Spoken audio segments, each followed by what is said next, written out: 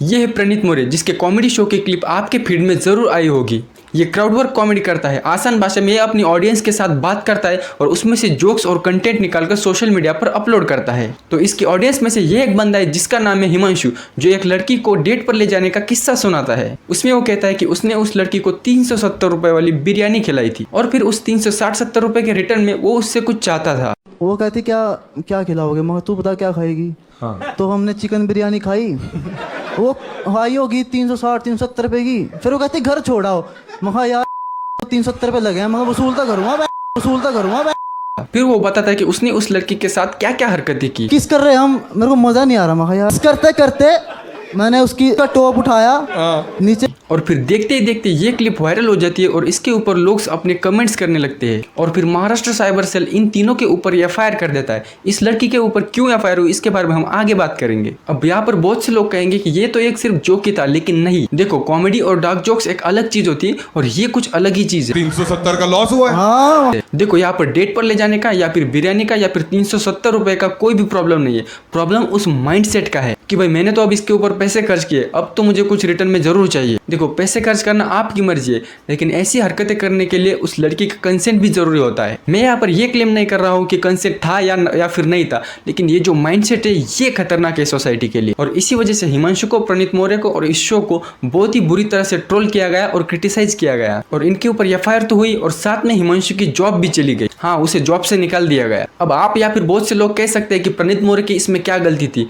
क्या वो ऑडियंस के स्टेटमेंट के लिए क्या वो रिस्पॉन्सिबल है। लेकिन यहाँ पर दूसरी साइड भी आती है कि इसके स्टेटमेंट पर प्रणीत हंसा और इसे कंटिन्यू किया। और सिर्फ यही नहीं, बाद में वो उसे एडिट करते वक्त या फिर अपलोड करते वक्त भी सोच सकता था। और ऐसे क्लिप को यूट्यूब जैसे प्लेटफॉर्म पर पब्लिक करने से पहले 100 बार इसे सोचना चाहिए था, क्योंकि हम पहले ही देख चुके हैं समय रैना और रणवीर अलाहाबादिया के ऊपर भी एफआईआर हुई थी। देखो, आपको फ्रीडम है, इसका मतलब आप कॉमेडी के नाम पर कुछ भी नहीं कर सकते। आपको उतनी रिस्पॉन्सिबिलिटी और अकाउंटेबिलिटी रखनी पड़ेगी। और हाँ, इसके ऊपर प्रणीत ने पब्लिकली माफी भी मांगी है।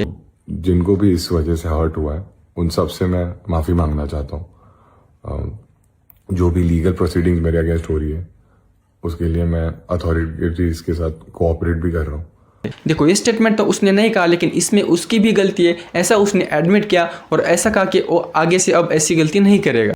लेकिन आप सबसे मैं बस यही रिक्वेस्ट करना चाहता हूँ कि आप सब मुझे प्लीज एक चांस दो, मैं बेटर इंसान बन के दिखाऊंगा। मेरे लिए भी एक लर्निंग थी, तो मैं खुद के ऊपर भी काम कर रहा हूँ, मैं अपने कंटेंट के ऊपर भी काम करूंगा। कुछ रिपोर्ट के अनुसार प्रणीत ने अपना इंस्टा अकाउंट डीएक्टिवेट किया है, लेकिन प्रणीत ने खुद कहा कि उसका अकाउंट सस्पेंड हो गया है। तो ये बात मुझे एक्चुअली काफी टाइम से करनी थी, बट मेरा इंस्टाग्राम सस्पेंड हो गया था। लेकिन फिर भी उसने माफी मांगते हुए उसे एक और मौका देने को कहा है। और हिमांशु के साथ इस लड़की की क्लिप भी वायरल हो रही है। इसका नाम सेजल है और ये एक डॉक्टर है। तो डॉक्टर्स को एनाटॉमी पढ़ाने के लिए कैडावर का यूज होता है। कैडावर का डायसेक्शन करते हैं। कैडावर का सिंपल मतलब होता है कि एक ह्यूमन डेड बॉडी। बेसिकली लोग अपनी डेड बॉडी को डोनेट करते हैं ताकि इसके ऊपर कुछ रिसर्च हो सके या फिर किसी मेडिकल इंस्टीट्यूट के ये स्टडी करने के लिए काम आए। तो सेजल ने इस कैडावर के मेल प्राइवेट पार्ट्स के साइज के बारे में कमेंट किया। पर जो भी साइज वगैरह जो साला तुम लोग ये सब बातें करते हो। बेचारे चाचा ने नोबेल कॉज के लिए अपनी बॉडी डोनेट की है और बच्चे लोग भाई चाचा का छोटा है। तो इससे भी बहुत सारे लोग ऑफेंड हो गए और इसके ऊपर भी एफआईआर दर्ज हो चुकी है। हालांकि सेजल ने भी पब्लिकली माफी मांगी है।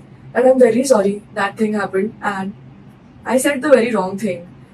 I'm so sorry about that. मैंने ऐसे कभी intentionally नहीं सोचा था कि मैं वो चीज बोलूंगी। लेकिन सोचो, अगर तुम अपनी बॉडी या फिर अपने किसी फैमिली मेंबर की बॉडी डोनेट कर देते हो और अगर वहां पर डॉक्टर्स लोग उसका ऐसा मजाक उड़ाते हो, तो क्या ये उस इंसान के या फिर उसके फैमिली मेंबर की डिसरिस्पेक्ट नहीं है? देखो, डॉक्टर एक हाईली रिस्पेक्टफुल प्रोफेशन होता है। लोगों का इनके ऊपर ट्रस्ट होता है, लोग इनको भगवान की तरह पूछते हैं और इस वजह से डॉक्टर लोगों की भी रिस्पॉन्सिबिलिटी बढ़ जाती है और उन्हें मेडिकल एथिक्स का ख्याल रखना चाहिए। लेकिन इन दोनों मामलों को कंपेयर करते हुए हिमांशु को ज्यादा ट्रोल किया जा रहा है। देखो, मैं किसी की भी साइड नहीं ले रहा, लेकिन मैं आपको बता रहा हूँ कि सोसाइटी का माइंडसेट कैसा होता है। देखो, मैं यहाँ पर किसी को भी सही गलत नहीं कह सकता, क्योंकि इनके ऊपर अब एफआईआर हो गई है तो इनके ऊपर अब जांच जरूर होगी। और वैसे भी एफआईआर होने के बाद आप उनके ऊपर ज्यादा कुछ बोल नहीं सकते। लेकिन जरा सोचो, ये दोनों सिचुएशन अगर उल्टी होती, तो अगर सेजल की जगह हिमांशु होता और हिमांशु की जगह सेजल होती तो क्या होता? तो क्या सोसाइटी का रिएक्शन सेम होता? लेकिन मेरा पर्सनल ओपिनियन ऐसा है कि मुझे लगता है अगर ये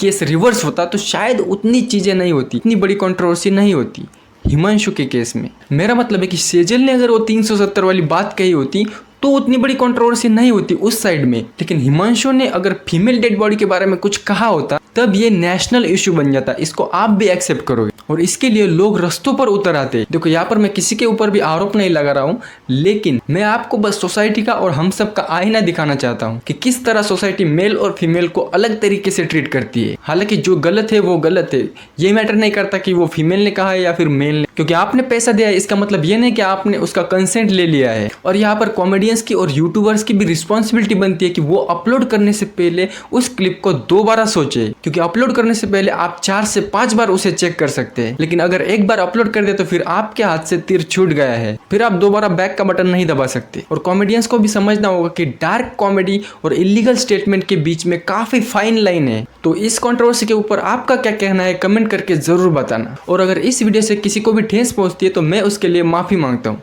प्रणीत, हिमांशु और सेजल, इन तीनों के ऊपर आपका क्या कहना है इसे कमेंट में टाइप करके जरूर बताना। और अगर आपके पास भी हाइप का बटन दिखाई दे रहा होगा नीचे तो इस वीडियो को हाइप जरूर करना।